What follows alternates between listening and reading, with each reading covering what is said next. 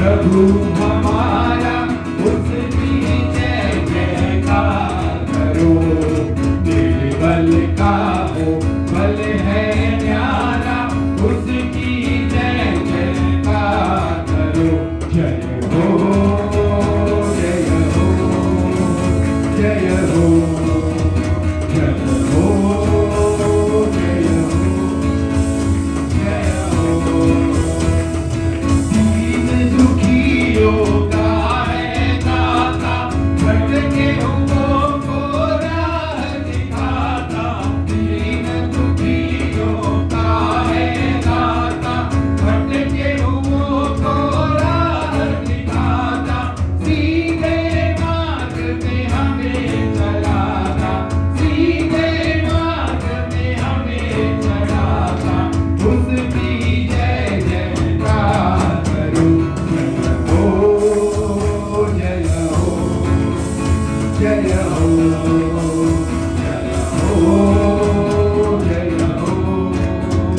जय हो। प्रभु हमारा बड़ा महान, निर्बुद्धियों को देता ज्ञान। प्रभु हमारा बड़ा महान, निर्बुद्धियों को देता ज्ञान। पतितों के वो बचाता प्राण, पतितों के वो बचाता प्राण। उसकी जय जयकार करो। जय हो जय हो जय हो जय हो जय हो। प्रभु की महिमा अपरंपार, जग का है वो तारनहार। प्रभु की महिमा अपरंपार, जग का वो है तारनहार। मानोगे अपना आधार, मानोगे अपना आधार। उसकी जय जयकार करो। जय हो जय हो जय हो जय हो जय हो जय हो जय हो जय हो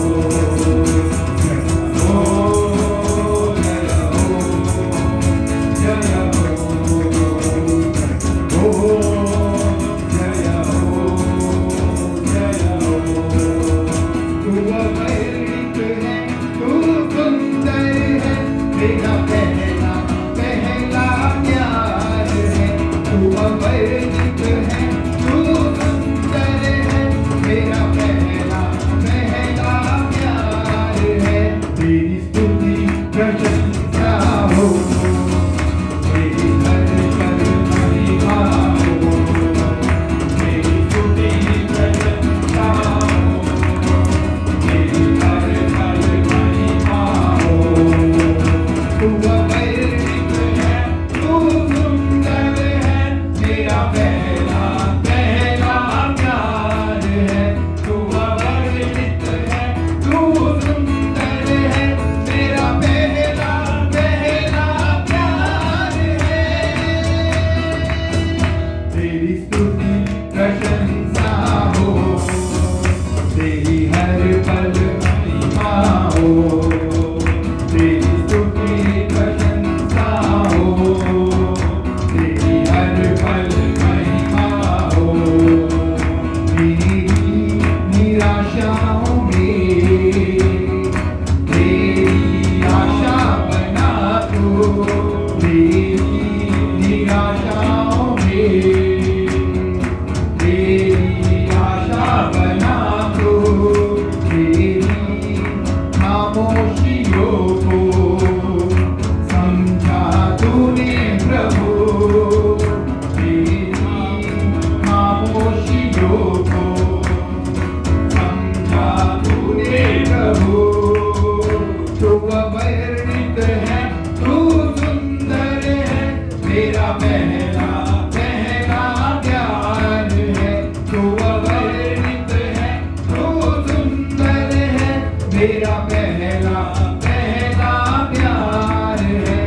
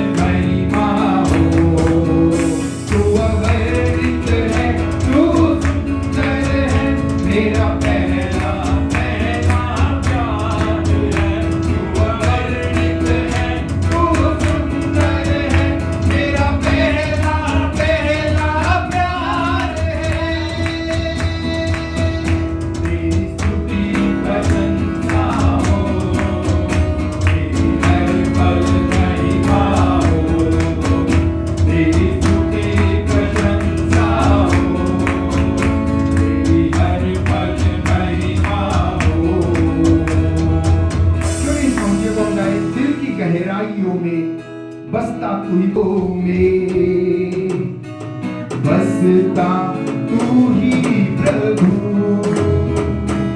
तेरी इच्छाओं को मैं पूरा करता चलूं, दिल की गहराइयों में बसता तू ही प्रभु, तेरी इच्छाओं को मैं पूरा करता चलूं, तू अवर्णित है, तू सुंदर है, तेरा पहला पहला प्यार है, तू अवर्णित है, तू सुंदर है, तेरा पहला पहला प्यार है, तू अवर्णित है, तू सुंदर है, तेरा पहला पहला प्यार है, तू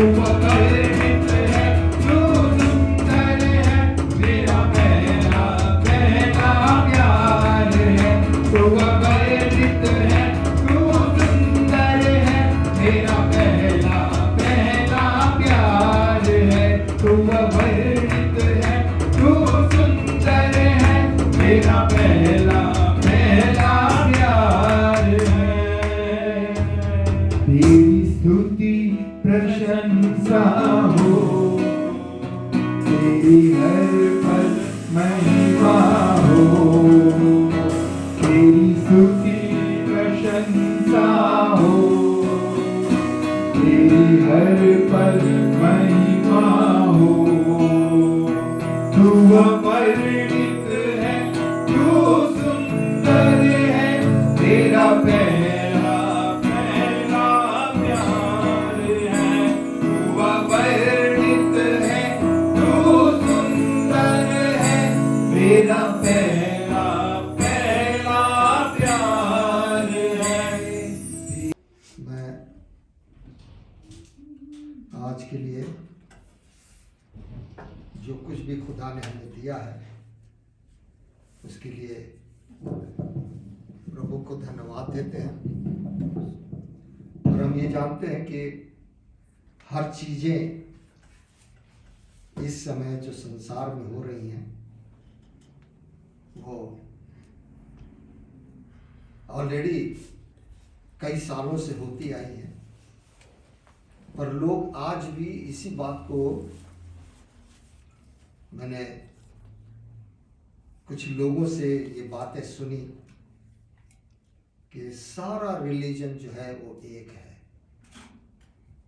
सारे जितने भी फाउंडर हैं जिन्होंने अपने अपने धर्म को स्थापित किया है सब एक हैं। हाँ, आप आलू को टमाटर कह दीजिए, गोभी को जो है कुछ और बैगन कह दीजिए, तो ऐसे तो बात नहीं बनती है। पर आज बहुत ही अच्छा सबक है, हम सब इस चीज़ को जानते हैं, पर जो खुदा ने हमें ये चीज़ दिया है कि प्रभु यीशु मसीह उन जो लोग आए थे, है ना, जिनको प्रभु यीशु मसीह ने कहा मेरे पहले जो आए थे वो सब चोर और डाकू थे, है ना, वो सब चोर और डाकू थे। ये बड़ी अच्छी बात है कि प्रभु यीशु मसीह ने ये बात मेंशन की, बाइबल के अंदर लिखा हुआ है। पर मैं आया हूं इसलिए कि तुम्हें जीवन दूं और बहुतायत का जीवन दूं। तो प्रभु यीशु मसीह बड़े सही डोर से आया। लोगों को क्रिश्चियनिटी दिखाई देती है कि 2000 साल के पीछे तो क्रिश्चियनिटी आई, पर मैं ये बताना चाहता हूँ क्रिश्चियनिटी 6000 ईयर्स बिफोर आई थी। 6000 साल पीछे परमेश्वर ने सृष्टि की रचना की थी।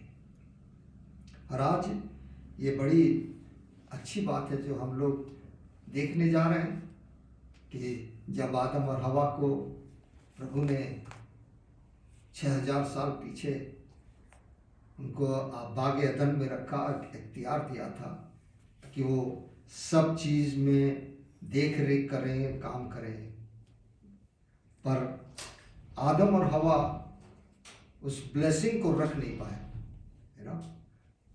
उस पवित्रता को रख नहीं पाए। तो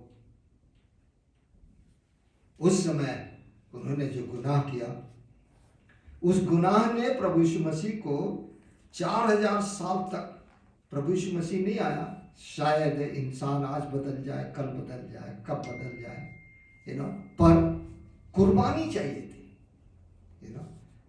तो परमेश्वर ने सोचा कि इनको 12 हुक्म देंगे, 10 हुक्म देंगे, ये अपना जो अपने आप को चेंज कर लेंगे, अपने आप को सारी चीजें सही कर लेंगे, कुर्बानी दे लेंगे, पर इंसान रिटेलिएट करने वाला इंसान है, वो कभी किसी से वफादार, खुदा से वफादार नहीं रहा तो इंसान से क्या रहेगा? बड़ी सीधी बात है। और आज भी ये नियम है कि खुदा के घर में रहते हुए लोग खुदा के घर में वफादार नहीं है। अपने जीवन में, अपनी बातों में, अपनी जो उनका रहन सहन है, जो जिस तरीके से वो दिखाई देते हैं, कोई वफादार नहीं है। कहीं ना कहीं हम सब कमज़ोर हैं। हम ये नहीं कहेंगे कि हम कमज़ोर नहीं हैं। हम तो, पौलुस ने कहा कि हम सबसे बड़े पापी हैं, हम तो पौलुस से भी बहुत बड़े पापी हैं, और आज भी हमसे बड़ी गलतियां होती हैं, हमसे कोई कहे भाई कि तुम बड़े अच्छे हो, जब कोई कहता है तो मुझे थोड़ा बहुत अजीब सा लगता है कि इतनी गलतियां करते हुए हम कहाँ शुद्ध हो सकते हैं। पर मैं इस बात को जरूर ध्यान देता हूँ कि प्रभु यीशु मसीह जो 2000 साल पीछे उसको आना पड़ा, उसके आने का उद्देश्य क्या था? ताकि यीशु मसीह ने जो कहा, मेरे पहले जो आए वो सब चोर और डाकू थे, आज हम उसी पर बात करेंगे कि प्रभु ने ये बातें कही। और मैं एक इंसान को आपके सामने रखना चाहता हूं जो प्रभु यीशु मसीह के साथ था, सारे मिरेकल्स देखता था, सारे अद्भुत काम को देखता था, सारी चीजों को देखता था, प्रभु के साथ लगा रहता था, यीशु मसीह के साथ वो लगा रहता था। पर जब यीशु मसीह मुसीबत में आया तो उसने प्रभु यीशु मसीह का एक बार इनकार नहीं किया, 2 बार नहीं किया, 3 बार इनकार किया, है ना। वो तो प्रभु यीशु मसीह के साथ था, सारी चीजों को देखते हुए उसने इनकार किया।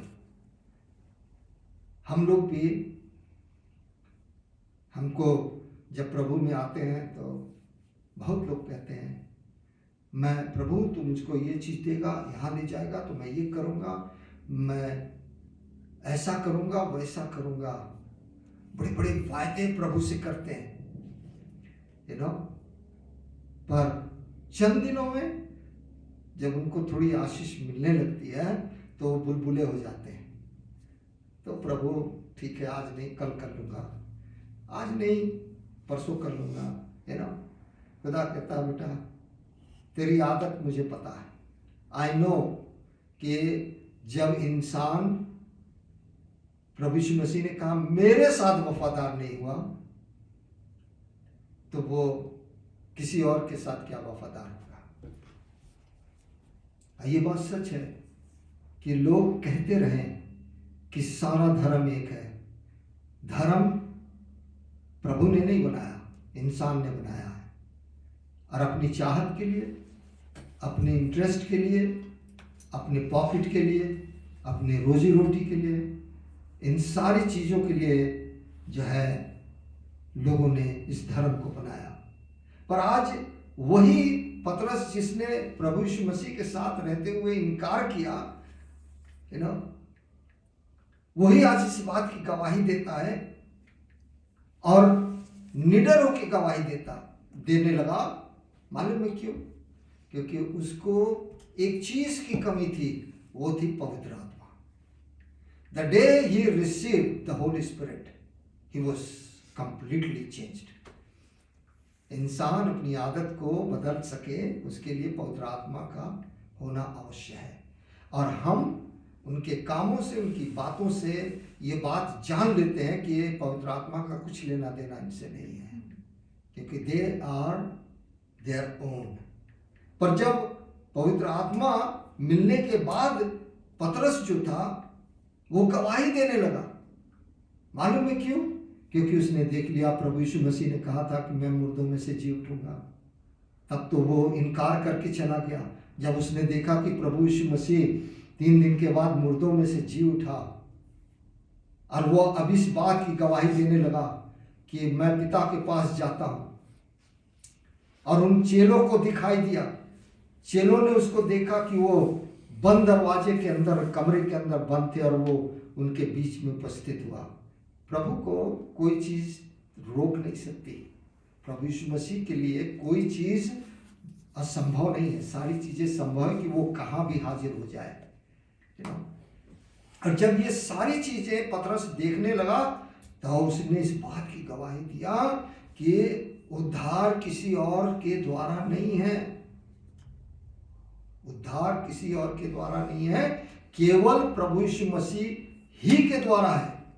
जब उसने प्रभु यीशु मसीह को आकाश में जाते देखा 40 दिन के बाद, तब उसके समझ में आया कि सच्चा प्रभु तो यही था।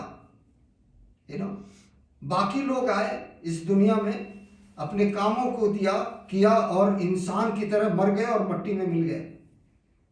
पर प्रभु यीशु मसीह आज जीवितों के बीच में हाजिर होता है, इसलिए क्योंकि वो जीवित है।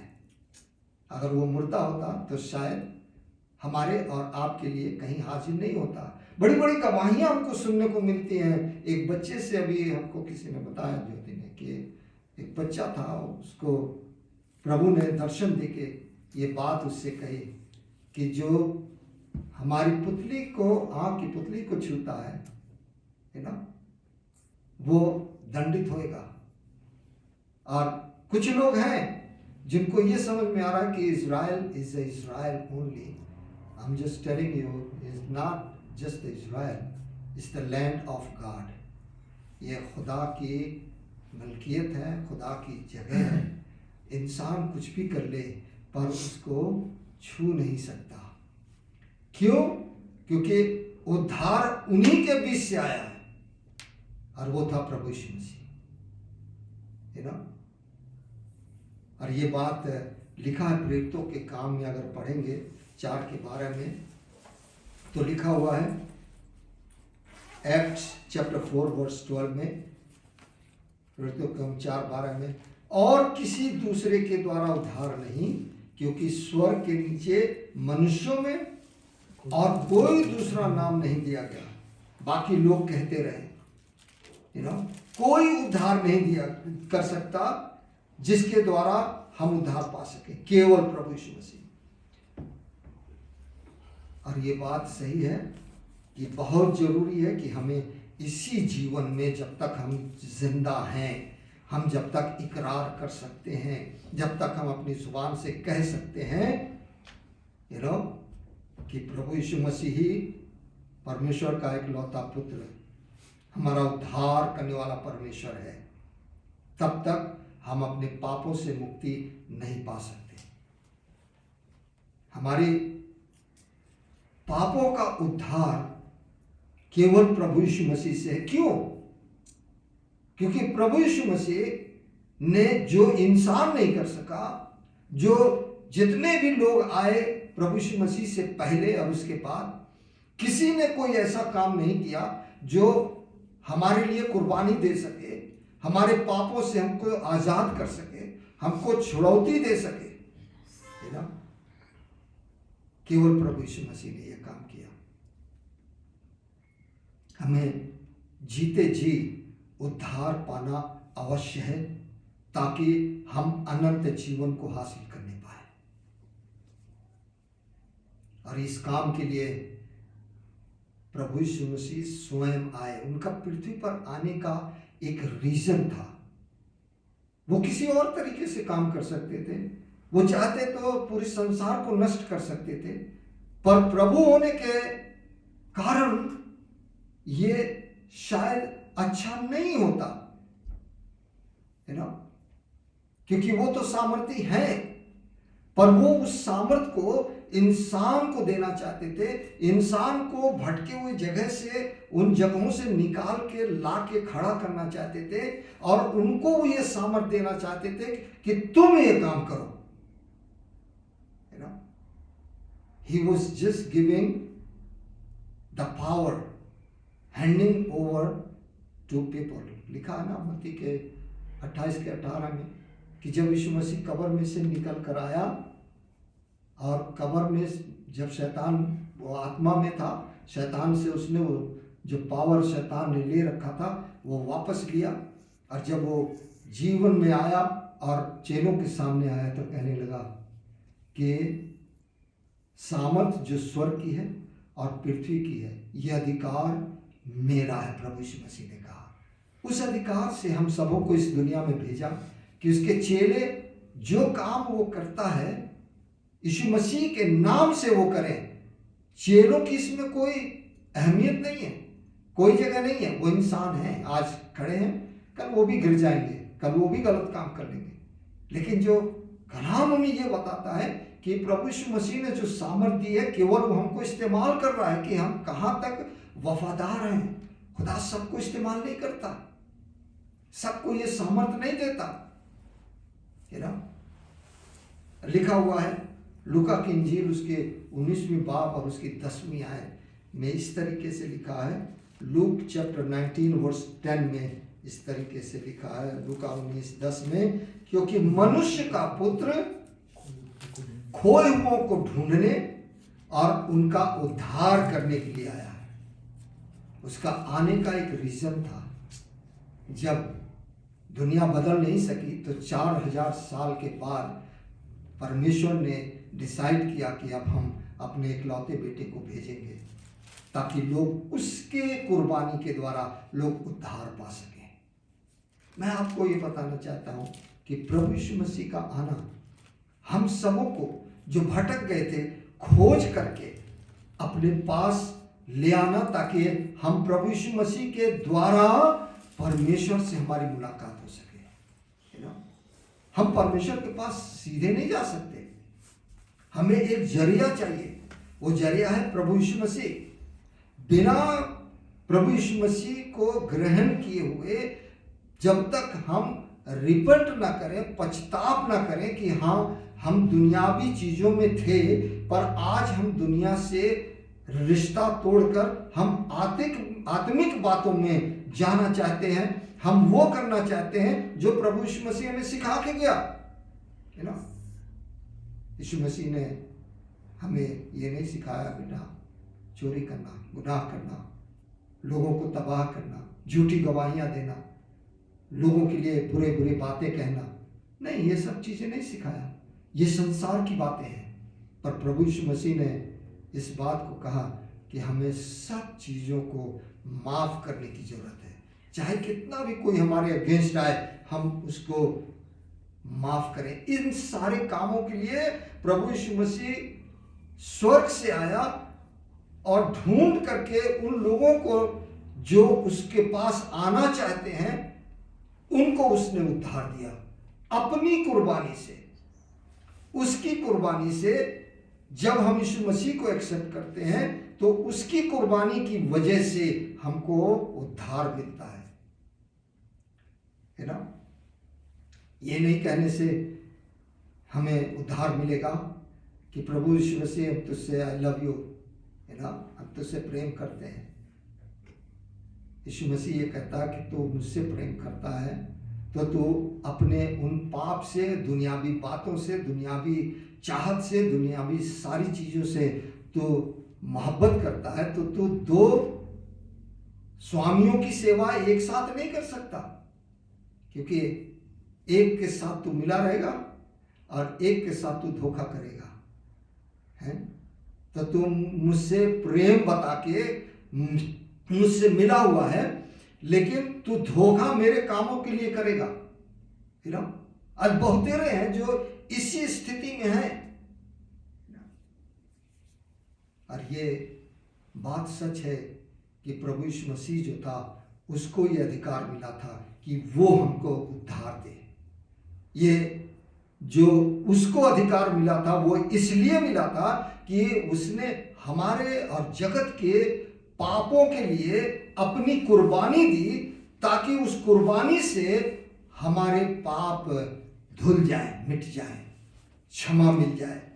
और ये तब होगा जब हम प्रभु यीशु मसीह को परमेश्वर का इकलौता पुत्र करके माने, विश्वास करें कि प्रभु ने 4000 साल दिए थे, कोई नहीं बदल सका, पर 2000 साल पीछे जब खुदा ने अपने इकलौते बेटे को इस संसार में भेजा, तब हमारी जिंदगियां चेंज होनी शुरू हुई। और ये अधिकार मिला कहां से? प्रभु यीशु मसीह का। यह अधिकार पिता ने स्वयं उस मरियम को दिया। पैगाम था, यह पैगाम था जो लिखा हुआ है, अगर उसे पढ़े मत्ती के 1 और उसकी 21 में, जल्दी से पढ़ दें किसी को, जिसको भी मिल जाए। मत्ती 1:21।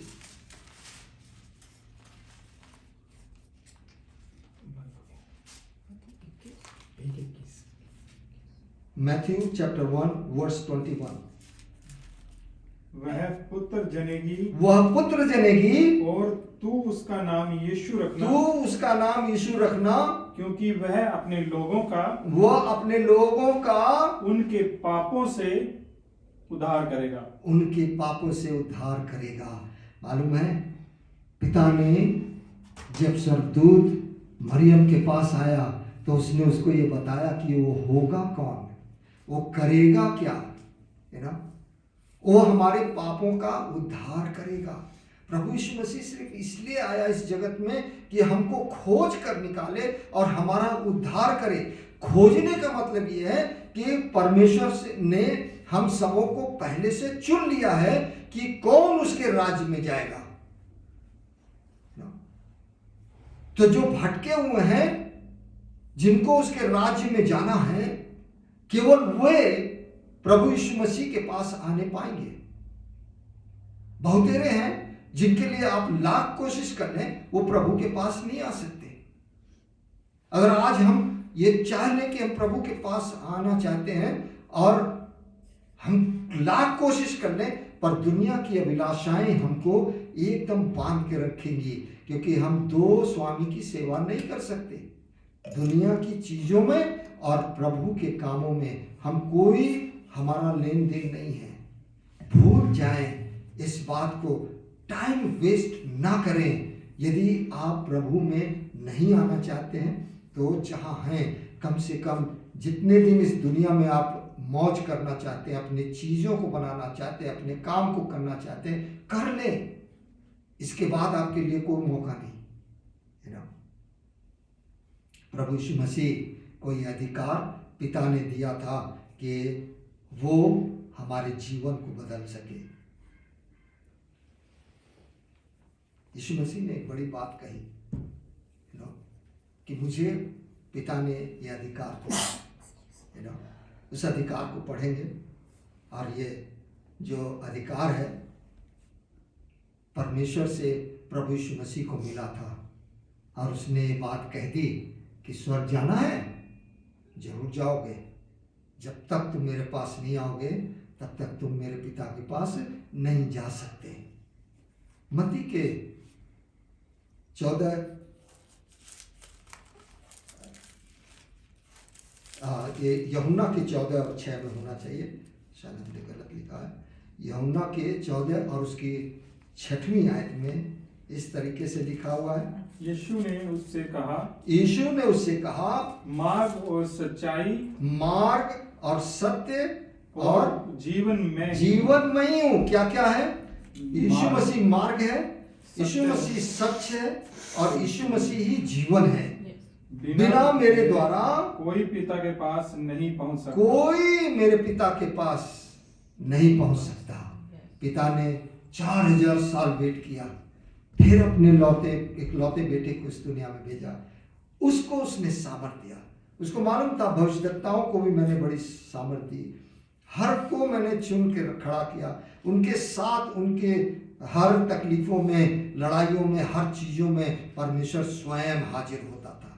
खुद खड़ा होता था, उनकी खुद सहायता और रक्षा करता था। पर पिता ने इस बात को महसूस किया कि फिर भी लोग प्रभु के पास नहीं आने पाए। जब प्रभु यीशु मसीह 3 दिन मृत्यु में था, तब वो आत्मा उसकी उस समय उस जगह पर गई जहां सारी आत्माएं 4000 साल में मरकर इकट्ठा थीं, वेट कर रही थी, क्योंकि उनका उद्धार नहीं हुआ था। उनका उद्धार नहीं हुआ था। इसलिए प्रभु यीशु मसीह ने लिखा हुआ है कि वो हेडी में गया और जाकर वहां उसने उन लोगों के बीच में प्रचार किया, पश्चाताप का प्रचार किया, ताकि उनको भी उद्धार मिलने पाए। और 2000 साल के बीच में प्रभु स्वयं यीशु मसीह को भेजकर हम सबों को तैयार किया। आज हमें कहीं भी नहीं दिखाई देता, कोई भी चीज ऐसी नहीं दिखाई देती है जिसमें हम ये कहें कि हमारा उद्धार किसी की वजह से है। केवल और केवल प्रभु यीशु मसीह ही दिखाई देता, जो हर तरीके से आने से पहले भविष्यवाणी की गई। जब वो आया, उसने जो काम किया, हमारे और आपके लिए अपने आप को कुर्बान किया, क्योंकि वो पवित्र था। ये बकरे और भेड़ और बकरी के लहू से नहीं, प्रभु यीशु मसीह के लहू से हम सबों का उद्धार हुआ है। पहला कुरिन्थियों 3:11 में लिखा है, ये बहुत बड़ी बात है। यीशु मसीह ने स्वयं, पौलुस इस बात को लिखता है कि यीशु मसीह की तरफ से पहला कुरिन्थियों 3:11 में लिखा है, क्योंकि उस नेव को छोड़ जो पड़ी है। उस नेव मालूम है ना, जब घर बनाया जाता है तो पहले नेव डाली जाती है। तो जब घर एक बार बन जाता है और उस पर नेव अच्छी पड़ गई है, तो उसको कोई घर को बदलने के लिए नेव नहीं बदलता, क्योंकि नेव ऑलरेडी डाली जा चुकी है। तो लिखा हुआ है कि उस नेव को छोड़ जो पड़ी है, और वह यीशु मसीह, वह नेव कौन है? यीशु मसीह है। क्योंकि दूसरी नेव नहीं डाल सकता, कोई दूसरी नेव नहीं डाल सकता। जिसने घर बनवाया होगा उसको पता होगा कि पहले वो जब नेव डालना होता है तो बात करता है कि भाई ये जगह कैसी है, इसके नीचे जाएंगे तो क्या होगा, इससे और कितने नीचे जाना चाहिए। सारी चीजें जब तक इंसान पता नहीं करता है, जब तक नींव को सही ढंग से नहीं डालता है, वो ऊपर का कोई काम नहीं कर सकता। प्रभु यीशु मसीह हम सबों के जीवन का नींव है, foundation. He is the foundation. Jesus Christ is the foundation of our life. और ये जीवन अनंत जीवन में बदलने के लिए अनंत को लाना हमारे जीवन में जरूरी है, जो प्रभु यीशु मसीह है। सब ने पाप किया है ना। रोमियो 3:23 में ये बात लिखी है कि इसलिए कि सब ने पाप किया है और परमेश्वर की महिमा से रहित है ना। यूहन्ना की 3 और उसकी 18वीं आयत जरूर पढ़ेंगे। लिखा हुआ है यूहन्ना 3:18 में लिखा है, जल्दी से पढ़ेंगे। John chapter 3 verse 18। हाँ, जो उस पर विश्वास करता जो उस पर विश्वास करता है, उस पर किस पर? जो प्रभु यीशु मसीह पर विश्वास करता है, उस पर दंड की आज्ञा नहीं होती। उस पर दंड की आज्ञा नहीं हो सकती, क्योंकि foundation already is there in our life. वो हमारी फाउंडेशन है, हमको कोई डगमगा हिला नहीं सकता। अर्थक्वेक भी आ जाए तो फाउंडेशन अगर सही है तो वो कहीं नहीं जाएगा, वो उसको कंट्रोल किए रहेगा, है ना। हमारे जीवन में कितनी भी तूफान आए, मुसीबतें आए, आजमाइशें आए, हमारे जो जीवन में सारी चीजें कितनी भी आए, लेकिन वो हमको डगमगा नहीं सकती। मालूम है क्यों? क्योंकि यीशु मसीह हमारा फाउंडेशन है। और यहां पर जो बात लिखी है कि जो उस पर विश्वास करता है उस पर दंड की आज्ञा नहीं होती। आगे, परंतु जो उस पर विश्वास नहीं करता, जो उस पर विश्वास नहीं करता है वह दोषी ठहर चुका है। वह दोषी ठहर चुका है। उसको दोषी ठहराने की जरूरत नहीं है, क्योंकि ये काम पिता का है कि जिसको उसने इस संसार में भेजा वो प्रभु यीशु मसीह था, और जो कोई उस पर विश्वास ना लाए उसके लिए अनंत जीवन नहीं है। उस पर दंड की आज्ञा हो चुकी है। और लिखा है इसलिए कि उसने परमेश्वर के इकलौते पुत्र के नाम पर विश्वास नहीं किया। केवल इतनी सी बात है कि प्रभु यीशु मसीह के नाम। कौन है प्रभु यीशु मसीह? अरे हमारे तो 33,000 देवी देवता है तो एक पर हम क्यों विश्वास करें? बात तो सही है। 33,000 पर जब कोई जरूरत पड़ेगी तो किस वाले के पास जाएंगे ये नहीं पता। 33,000 है पर कहाँ जाएंगे, किससे, क्या मांगेंगे किससे? It will be too late पर यदि हमारे पास एक खुदा है, एक विश्वास योग्य परमेश्वर है, यदि हम उसके पास जाएंगे वो सर्वदा जीवित है और आज हमारे और आपके पास मौजूद रहता है। पौलुस ने एक बात लिखी है, गलतियों किताब में पढ़ेंगे 2:15 और 16, उसमें जरूर से इसको पढ़ना जरूरी है। जल्दी से पढ़ेंगे गलतियों किताब 2:15 और 16। हम तो जन्म से यहूदी है। पौलुस इस बात को लिख रहा है पौलुस कि हम तो यहूदी हैं और पापी अन्य जातियों में से नहीं। पापी अन्य जातियों में से नहीं। मैं आपको थोड़ी सी चीज ये बताना चाहूंगा। अब्राहम विश्वासियों का पिता था, प्रभु उसको लेकर आया था।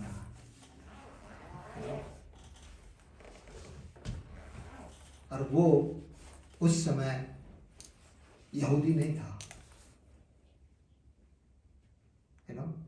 हम सब उसकी संतान हैं।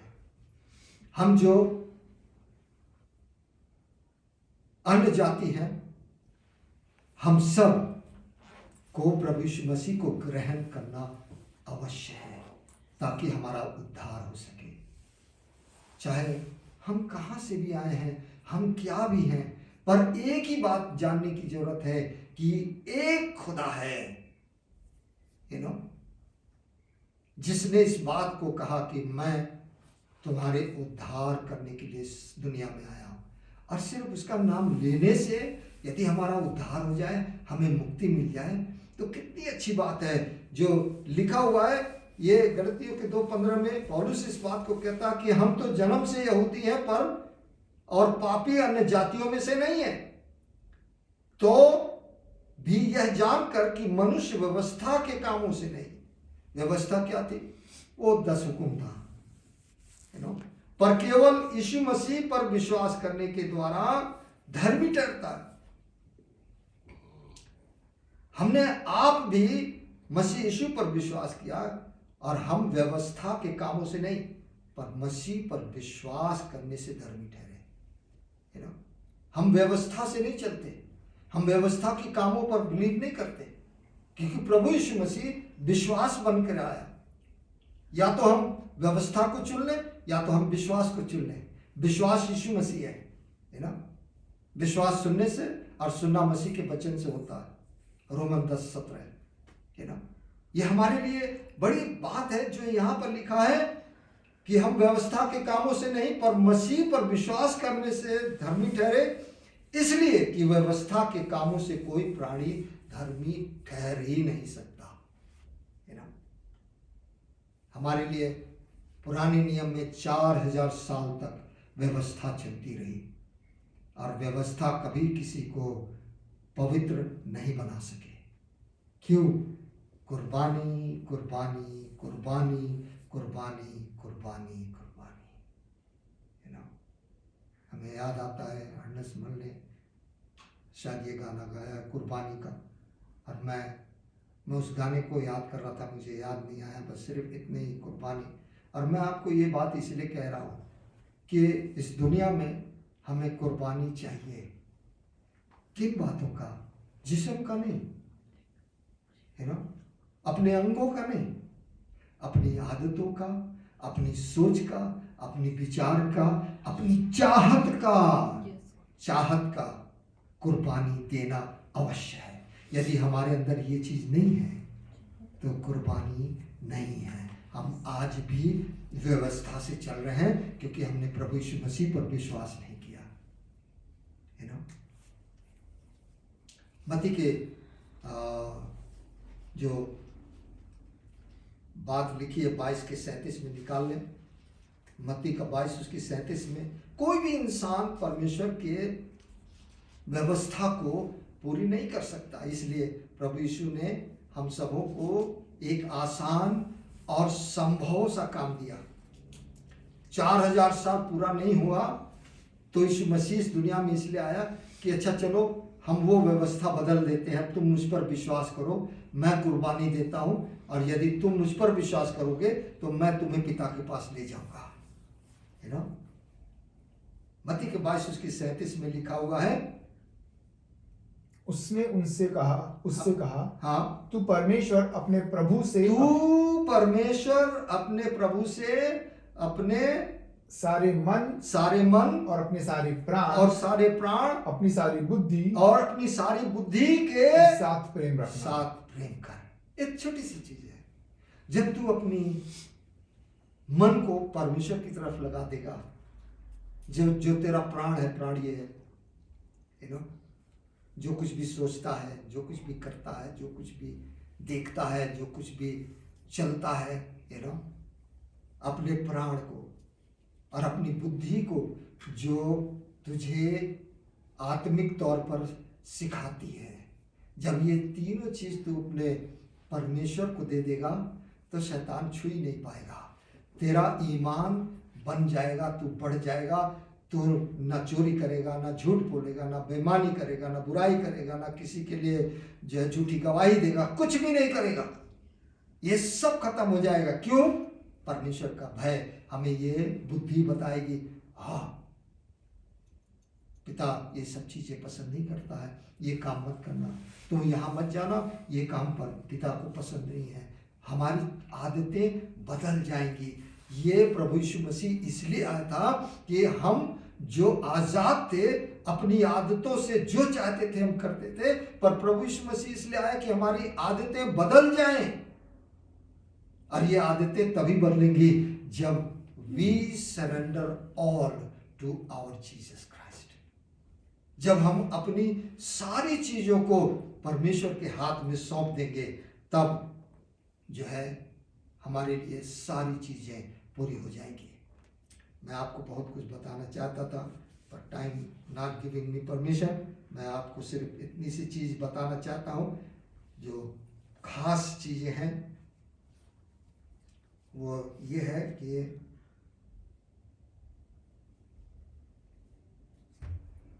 मसीही जीवन हमको सिखाता है क्या करना, प्रेम करना, है ना। प्रभु यीशु मसीह संसार में परमेश्वर के समान था और इंसान के भी स्वरूप में था, क्योंकि लिखा है, अगर इसे पढ़ेंगे रोमियो किताब 5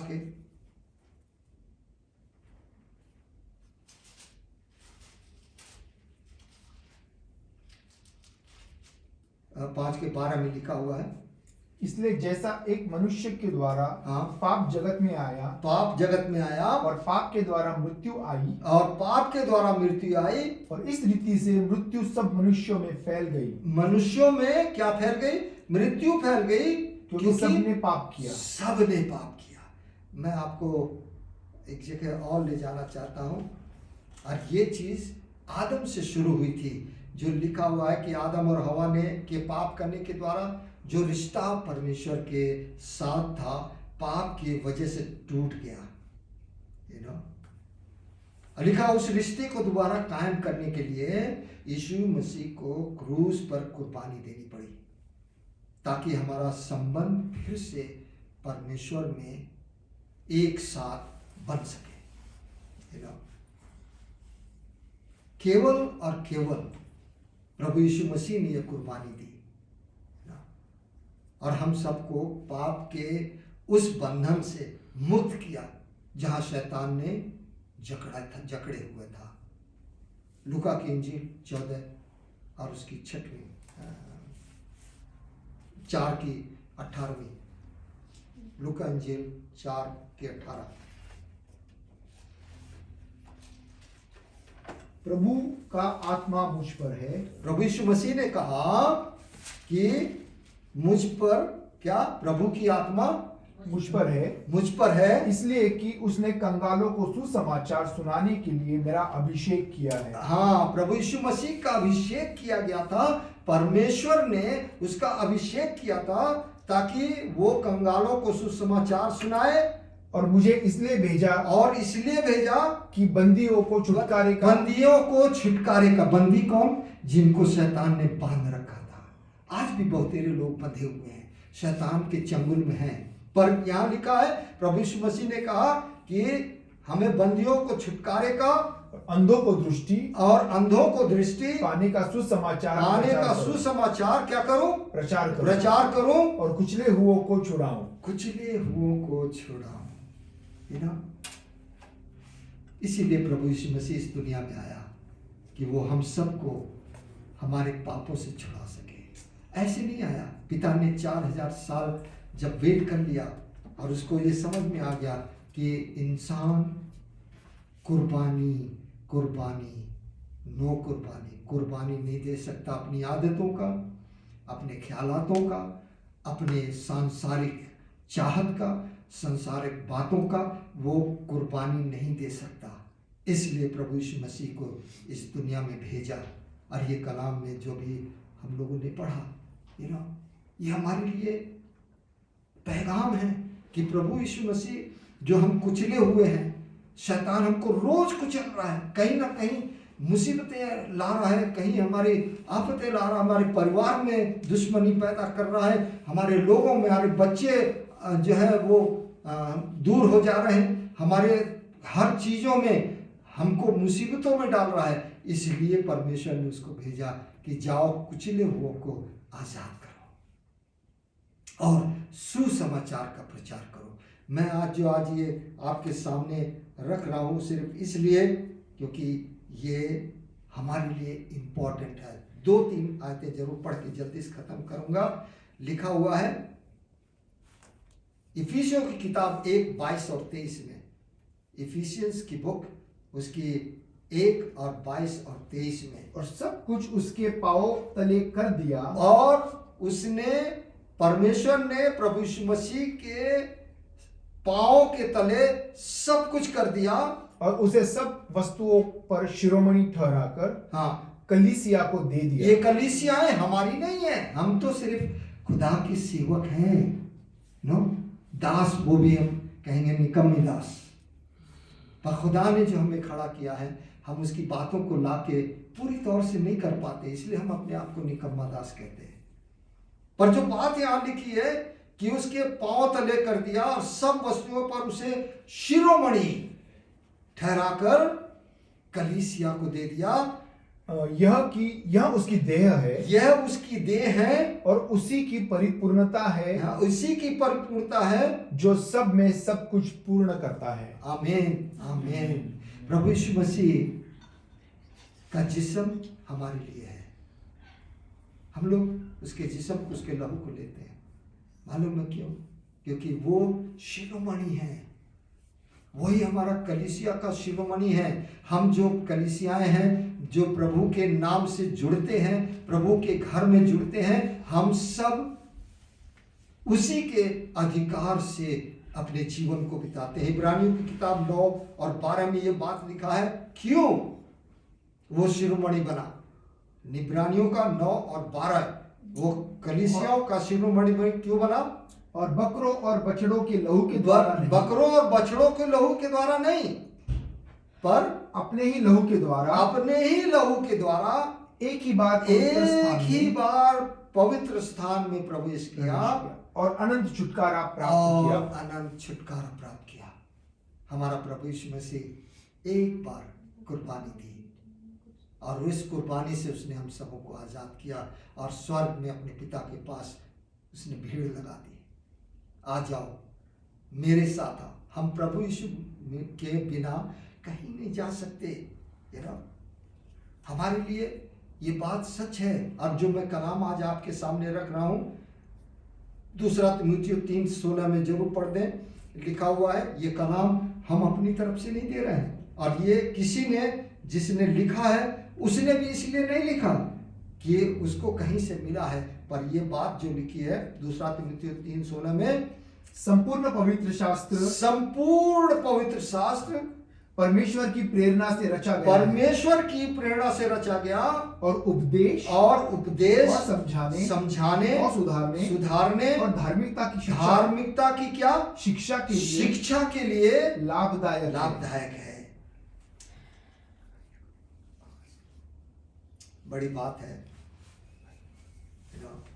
आखिरी चीज पढ़ेंगे दूसरा पत्रस 1 और उसके 20 और 21 आयत में, ये पढ़ के खत्म करेंगे, क्योंकि मैं आपको ये बताना चाहता हूँ जो वचन आज हमने दिया है मेरा नहीं है, मेरे उस जीवते परमेश्वर प्रभु यीशु मसीह का है, जिसने हमारे पापों के उद्धार के लिए अपनी कुर्बानी दी है। उसके कुर्बानी के द्वारा ही हम सब आज़ाद हुए। आखिरी चीज पढ़ेंगे दूसरा पत्रस 1 20 और 21 में ये बात लिखी है, पर पहले यह जान लो कि पवित्र शास्त्र की कोई भी भविष्यवाणी किसी के अपने ही विचारधारा के आधार पर पूर्ण नहीं होती, क्योंकि कोई भी भविष्यवाणी मनुष्य की इच्छा से कभी नहीं हुई। मनुष्य की इच्छा से कभी नहीं हुई, पर भक्तजन पवित्र आत्मा के द्वारा उभारे जाकर परमेश्वर की ओर से बोलते थे। आज जो बातें कही गई हमारी तरफ से नहीं है, पर वो जीवता परमेश्वर है जो चाहता है कि उसके जो सेवक हैं वो इस कलाम को लोगों के सामने रख सके। मैं आपको ये कलाम इसलिए नहीं दे रहा हूँ कि आपको मैं दंडित कर रहा हूँ, इसलिए नहीं दे रहा हूँ ये कलाम कि ऑफेंडेड हो जाए, आपको बुरा लग जाए, पर इसलिए दे रहा हूँ शायद आपको टाइम हो 5 मिनट 10 मिनट बैठ के सोचें कि प्रभु हमसे क्या मांगता है। क्या अनंत जीवन पाने के लिए हमें पापों से मुक्ति पाने के लिए प्रभु यीशु मसीह के पास जाना चाहिए? प्रेयर करिए, मांगिए प्रभु यीशु मसीह से, वो आपसे स्वयं बातें करेगा। प्रभु आप सबों को आशीष दे।